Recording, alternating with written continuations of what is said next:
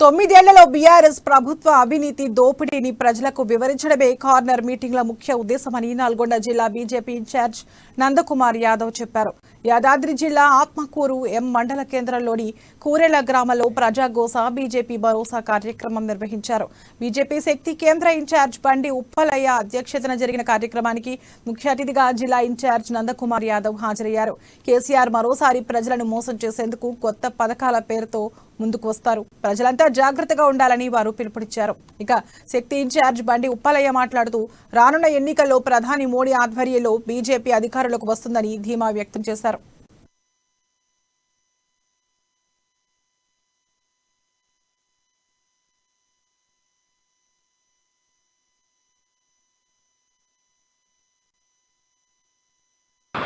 బాత్రూములు లేట్రూమ్లు లేవండి. గ్రామ పంచాయతీ కాడ మహిళా అధికారులు కానీ ప్రజాప్రతినిధులు మహిళలు కానీ ఏదైనా మీటింగులు కానీ ఏదైనా ప్రోగ్రాంలు కానీ పెడితే కనీసం వాళ్ళు వెళ్ళడానికి చాలా ఇబ్బంది పడుతున్నారు. అసలు ఈ ప్రభుత్వం అధికారంలో ఎమ్మెల్యే గారు 2 టర్ములు మనకు తెలుసు కాబట్టి ఆ కషి ఈ స్పీచ్ లో అవుపిస్తుంది.